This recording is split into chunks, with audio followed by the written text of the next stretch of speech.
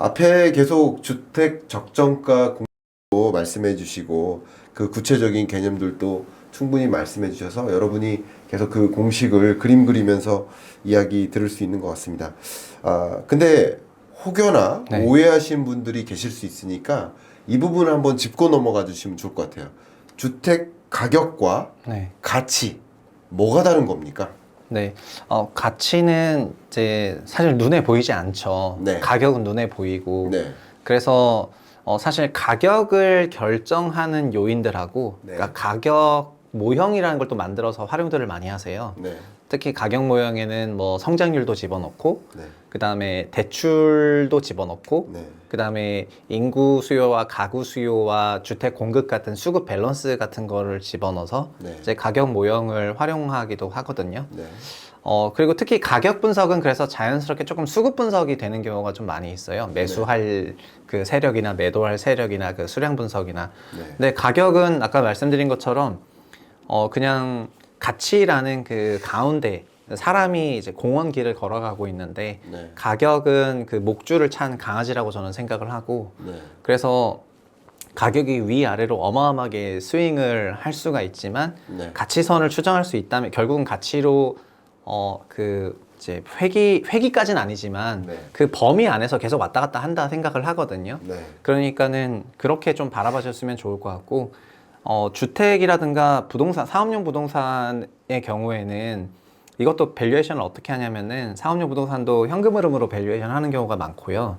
절반을 그러니까 얼마 현금 흐름을 할인율로 나눠서 한 절반 정도 하고 나머지 절반은 그거는 약간 원론적인 거고 실제 거래 사례는 어느 정도 쓰냐 이러면서 거래 사례액을 또 절반 쓰거든요. 네. 그러니까 5천억에서 수조 원짜리 건물에 대해서 가치 평가하는 방식이 꽤 단순하다는 거예요. 현금 흐름을 할인율로 요구수익률로 나누고 이거를 한 50% 반영을 하고 네. 그 다음에 실제 거래사례 비교법을 보면서 50% 반영을 하면서 1조짜리가 넘는 건물에 대해서 사냐 마냐 의사 판단을 하거든요.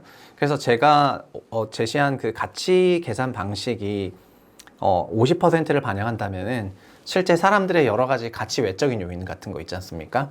이런 부분들이 또 50% 반영이 될 수가 있는 거잖아요. 그래서 그 두 개를 생각하시면 조금 좋을 것 같고, 근데 저는 궁극적으로는 가치 가격 좀 같이 갈 거라고 이제 생각을 하고 있어가지고, 이제 이런 책을 썼는데, 그동안 우리는 그냥 목줄 찬 강아지만 너무 봤던 게 아닌가. 그래서 그냥 강아지가 빠지면은, 빠진다, 더 빠질 것 같아 라고 얘기를 하고, 올라갈 것 같으면은, 더 올라갈 것 같아. 이런 얘기를 하는 것 같습니다. 특히 책을 쓰기 전에 작년 6월, 8월에 그 동탄 일대를 현장 답사했었는데, 동탄 현장 답사에서 제가 진짜 충격받은 게 뭐였냐면은, 잔금이 22년 6월이었는데 그러니까 매수가 6월인데 매도가 8월이었어요.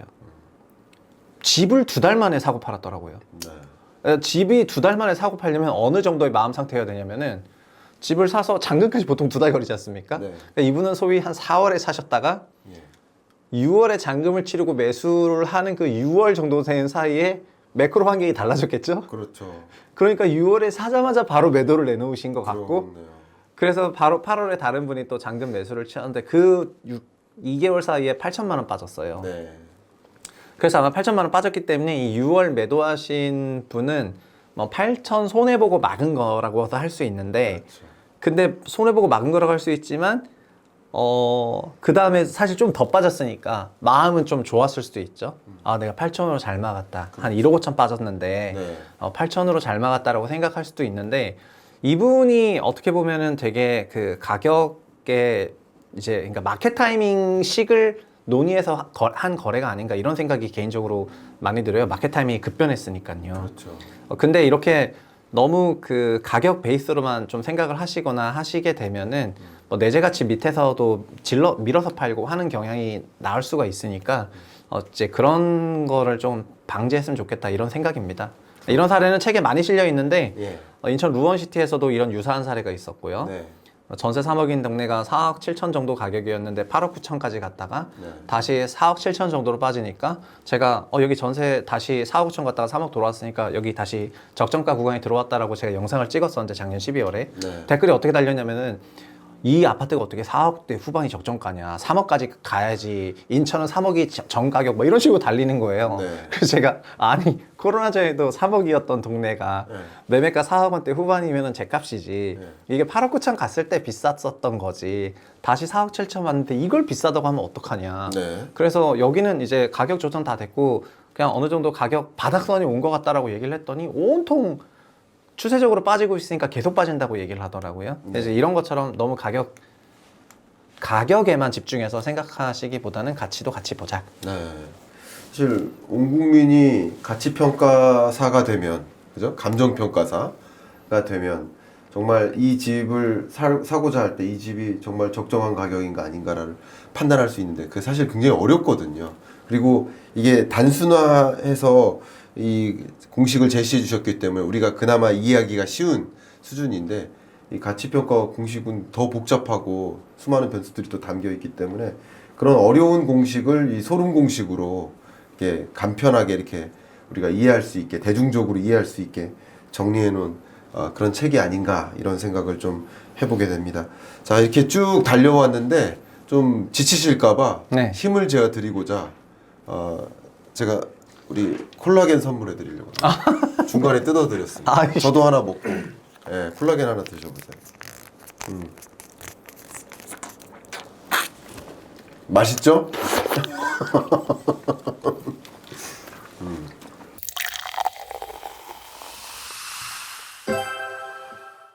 자, 이 말씀 속에 좀 여러 가지 포인트들이 담겨 있었는데 앞에 말씀하셨던 그 부분 또 한번 질문 드리고 싶어요.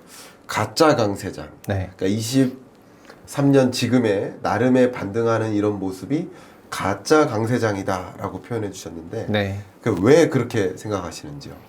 근본적으로 주택 가격이 수요 공급의 균형점을 찾아가는 과정에 있는데 네.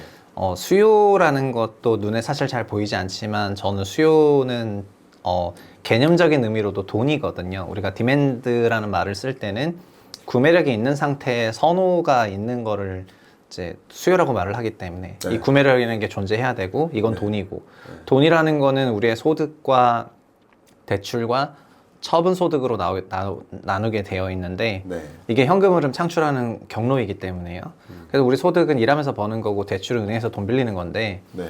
여기서 우리가 소득에 기반해서 대출을 빌리는 것이 네. 결국 상환을 염두하고 대출을 하는 거라고 하는 DSR이라는 기준을 만들게 된 원천이고 그런데 우리나라 가계는 22년 4분기 기준으로 그러니까 작년 말 기준으로 평균적으로 DSR 40.6%가 넘어버려서 네. 현재 우리나라 가구의 소득으로는 추가적인 대출을 더 빌리기 어려운 상황이 됐거든요. 그러다 보니까 22년에 어마어마한 수요 위축이 발생을 했고 돈이 이제 줄었고 그로 인해서 평년 정도 되는 거래량이 도저히 소화가 되지 못했고 이게 주택가격 하락으로 자연스럽게 연결이 됐는데 이걸 방어하기 위해서 정부가 특례 모기지를 만들었고 특례 보금자리론을 1월 30일부터 출시를 했고 이게 4개월 만에 30조 원 이상 사용이 됐어요. 근데 4개월 30조 원이라는 돈은 한국 가계가 전성기 시절에 빌리던 수준과 큰 차이가 없거든요. 우리가 가장 많이 빌렸을 때 1년에 120조 정도 빌렸는데 네. 월에 10조씩 빌린 건데 이걸 4개월 동안 그 정도 쓴 거나 마찬가지이기 때문에 네.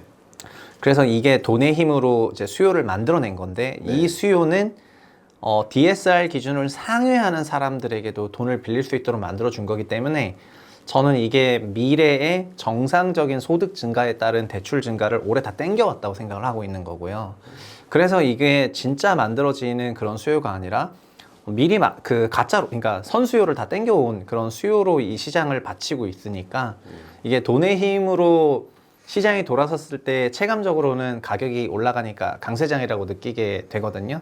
네. 근데 이거는 펀더멘탈한 강세장이 아니라 반드시 미래에 어마어마한 수요 공백을 만들어낼 수밖에 없는 그런 강세장이다. 그래서 저는 이거를 가짜 강세장이라고 얘기를 하고 있습니다. 네. 여러분들께서 정말 이 부동산 시장 반등이냐, 일시적 반등이냐, 어떻게 될 거냐 궁금한 것들이 굉장히 많으시고 사도 될까, 팔아도 될까 고민이 굉장히 깊으실 텐데 부동산 시장을 진단하고 또 분석하는 어떤 관전 포인트 또 그 부동산 시장을 올바르게 해석하는 그런 관전 포인트를 갖는데 오늘 주신 이야기들이 크게 도움이 되지 않았을까 이런 생각을 해봅니다. 이제 우리 책인싸에 공통 아우트로 질문이 있어요. 그래요? 그 아우트로 질문이 네. 첫 번째가 저한테 하는 질문입니다. 김광석이 생각하는 최상욱입니다. 네. 이것은 이제 제가 미리 생각해 오지 않고 네. 1시간 동안 말씀 듣다가 아마 이분은 이렇게 표현하면 될 거야 라고 생각한 저의 이제 소감을 말씀드리는 것인데 네. 두구두구 해주시면 됩니다. 두구두구두구두구두구두구두구. 네, 김광석이 생각하는 최상욱은 소름 애널. 마음에 드십니까? 네, 마음에 듭니다. 네, 네. 정말 이 부동산 시장에 대한 가치 평가가 쉽지 않거든요. 그리고 그 공식으로서 떵하니 제시하기도 어려운 거예요, 사실은. 근데 이 간단한 공식을 통해서 부동산 시장, 이 복잡한 시장을 한 방에 좀 정리할 수 있는, 또 의사결정을 내리는데 도움이 될 수 있는 이런 판단 기준을 선사해 주신 것은 그 자체가 너무 소름 돋고요. 정말 베스트 애널리스트답게 소름 돋는 애널이시다 라고 생각이 들었습니다. 제가 칭찬에 약해서. 너무 좋아하시네요. 예, 좋네요. 네. 네. 근데 제가 저 스스로 책에도 썼지만, 주택가격 상승 전망하냐, 하락 전망하냐, 몇 퍼센트 상승 전망하냐, 하락 전망 이런 게 많잖아요. 네. 그리고 증권사는 매년 코스피, 코스닥 지수 전망을 하잖아요. 네. 그 지수 전망을 하는 모델들이 있거든요. 그렇죠. 그런데 부동산에서 제가 느꼈을 때 그 모델이 있는 사람이 있을까를 했을 때 저는 거의 없다고 느꼈어요. 그냥 직관적으로 내년에 몇 퍼센트 이렇게 답을 한다고 좀 생각을 했거든요. 네. 근데 제가 요 가격모형을 만들고 나서는 임차료는 내년에 몇 퍼센트 올라갈 것 같고, 그 다음에 할인율은 내년에 몇 퍼센트가 조금 더 올라가서 네. 환산하면은 이 정도 빠질 것 같고, 네. 멀티플은 그냥 당장 내년엔 별 영향이 좀 없을 것 같고, 근데 장기 뭐 출생률이나 이런 것 때문에 장기 좀 금리가 조금 내려간다고 하면은 살짝 미반영해서 그러면 수치가 나오잖아요. 네. 그러니까 어떻게 저 역시도 이렇게 미래를 얘기할 수 있는 그런 좋은 툴이 생겨가지고 이 툴 개발하고 나서는 스스로 좀 만족스러워요. 네. 그냥 어디 가서 얘기할 때 네. 난 이렇게 보고 있고 네. 이렇게 해석해 보겠다. 그러니까 말이 편해져서 그래서 이 공식을 뭐 무조건 맞다 이게 아니라 네. 그 시장을 보는 하나의 툴이잖아요. 맞아요. 하나의 툴이니까 그걸로 봤을 때 좀 적당히 설명력이 높으면은 괜찮다고 저는 생각을 하고 그래서 만족하고 있었는데 이렇게 소름 매너리라고 해주시니까 뭐 너무 만족스러워서 네. 경제 읽어주는 남자 가자. 이게 이 공식 안에서 각각에 주어져 있는 변수들이 있잖아요. 네. 그 변수가 세 가지잖아요. 네, 그러니까 세 가지 변수가 위에 있는 변수들, 분모에 있는 변수냐, 분자에 있는 변수냐로 나눌 수 있는데 네, 분자에 있는 변수들은 가격 상승을 얘기하는 변수고 맞죠. 분모에 있는 변수는 가격 하락 요인이 되기 때문에 네. 설명력이 있습니다. 네, 아마도 이제 이 애널리스트로서 또 이 채부심 채널의 또 대표로서 계속 성장해 나가시는 과정에서 버전 1, 버전 2, 버전 3 계속 더 개발해 나가실 거라고 생각이 되고 네네. 그것이 여러분들이 이제 부동산 시장을 올바로 이해해 나가는데 충분한 참조가 될 수 있는 레퍼런스가 되지 않을까 이런 생각을 해봅니다. 감사합니다. 마지막 이 아우트로에서 두 번째 공식 질문이 책을 통해 전달하고 싶은 핵심 메시지를 10자 이내로 말씀하시는 겁니다. 아마 준비가 되셨을 거라고 네. 보고 10자 이내로 네. 부탁드립니다. 모든 자산은 가치가 있다. 10자 됩니까? 네. 모든 자산은 가치가 있다. 10자 딱 되셨네요. 네. 모든 자산은 가치가 있다. 무슨 말씀인지 의미를 좀 알 수 있을 것 같은데 네. 한번 구체적으로 조금 더 말씀해 주시면 좋겠습니다. 네, 그동안 주택은 자산 가치 평가가 불가능하다거나 가치가 뭐 있긴 있는데 계량화 좀 되지 않았다면 저는 모든 자산은 가치가 있고 단지 우리는 그걸 찾기만 하면 된다는 그 에드워스 다모다란의 말을 인용을 한 거고요. 예.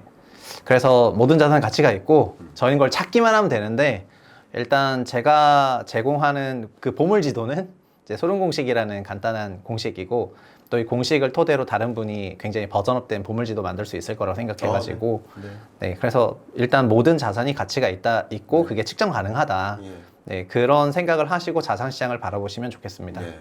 이게 모델이 한번 던져질 때가 있고 그게 계속 업그레이드 되는 과정을 거치면서 학문이 발전하는 거거든요. 이론이 발전하는 거거든요. 네네. 근데 예를 들면 너무 갑자기 떠오르는 게 여러분들께 가장 유명한 그 모델 중에 하나가 뭐 매슬로우의 욕구 5단계설. 네. 근데 이거 안 맞다 하면서 계속 수정하고 업데이트된 버전이 나오지만 그래도 지금까지 가장 많이 인용되는 게 매슬로우의 욕구 5단계설이에요. 네. 마치 이런 것처럼 네. 오늘 제시해 주신 이 모델이 향후에 2100년, 2200년이 되면서 버전 2 뭐 다른 뭐 최상규 뭐 이런 사람이 또 다른 공식을 만들어도 이 네. 공식은 1번 공식으로서 남아있게 되지 않을까 하는 네. 기대도 하게 됩니다. 자, 나에게 시리즈입니다. 네. 마무리 말씀인데요.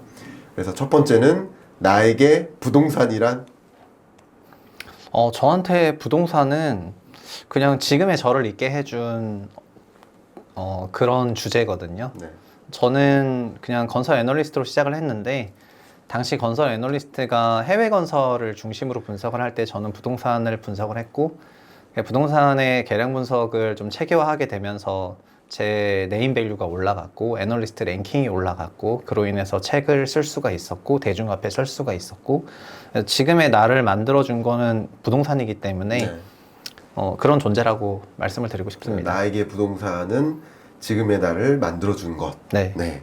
그다음 지금 열심히 준비하고 계시는 뭐 매일 여기에 많은 고민을 담고 계시는 채부심이라는 유튜브 채널입니다. 나에게 채부심이란? 저에게 채부심 채널은 그냥 제 새로운 도전인데요. 새로운 도전. 네, 저는 애널리스트로서는 뭐 이런 말은 좀 주제 넘긴 하지만 어쨌든 랭킹 1등을 하면서 네. 그 정상을 찍어봤다고 생각을 하고 네.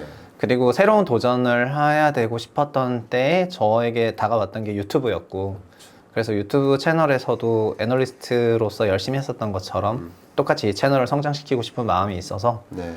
네, 여기는 근데 산이 너무 높더라고요. 그렇습니다. 그냥 건설 애널리스트는 건설 애널끼리만 경합을 하면 됐는데 네. 이 유튜브는 뭐 섹터와 주제가 너무 방대해가지고 일단 부동산 채널 중에서는 그래도 사람들이 맨 처음 기억하는 그런 채널이 될 수 있도록 노력하겠습니다. 네. 인상 깊고요. 그 산 높지만 넘어가실 수 있을 거라고 생각을 합니다. 마지막 질문입니다. 네. 그러니까 이 책인싸에 출연하신 소감을 여쭙는 질문입니다. 나에게 책인싸란? 책인싸는 제 책을 소개할 수 있는 좋은 자리이기도 한데 저 스스로가 일단 책을 너무 좋아해서 네. 그리고 요즘에 너무 아쉬운 게 책을 너무 안 읽으세요. 네. 이게 서점에서의 그 책 판매량만 봐도 알 수 있는 네. 거고 그런데 이런 책인싸 채널을 통해 가지고 책을 소개해 줄 수 있다는 게 너무 좋았고 그리고 요즘엔 저 스스로도 김강석 실장님도 비슷하게 느끼실지 모르겠는데 네. 외부에 나가서 활동을 많이 하시는 분들은 결국 인풋보다는 아웃풋을 많이 하게 되는데 네. 아웃풋을 계속 많이 하다 보면 결국에는 그 정보들이 다 고갈되는 상황이 오거든요. 네. 그렇게 고갈되는 상황들은 결국 책을 통해서 정보와 데이터를 통해서 다른 사람과의 교류를 통해서 다시 쌓이게 되면서 다시 이제 쏟아낼 내용들이 많이 생기게 되는 건데 네. 이렇게 책인싸를 이제 접하신 분들이 진짜 이런 책들을 소개하는 영상뿐만 아니라 책도 보셨으면 좋겠고 네, 그러면 영상에서 하지 못한 얘기들이 더 많이 들어있으니까 하셨으면 좋겠고 저 역시도 책인싸 제 이전에 나오신 분들 그리고 이후에 나오시는 분들에 대한 그런 책들을 좀 다 사서 구매해가지고 그걸 좀 읽어봐야겠다는 생각이 조금 듭니다. 왜냐하면 오늘 프로그램 진행이 좀 너무 훌륭했기 때문에 앞선 또 이후 프로그램도 좀 괜찮을 거라는 생각이 갑자기 많이 들어가지고 책인싸에서 소개한 책들 다 한번 읽어봐야 되겠다 이렇게 생각하게 됐습니다. 예, 책인싸에 출연하신 소감이 너무나 감동적이고요. 예, 오늘 저도 이 부동산 가치평가 바이블 이 소름 공식 말씀 들으면서 1시간 내내 소름 돋았습니다. 네. 오늘 출연해 주셔서 감사하고 다음에 또 좋은 기회에 뵙도록 하겠습니다. 네, 감사합니다. 감사합니다.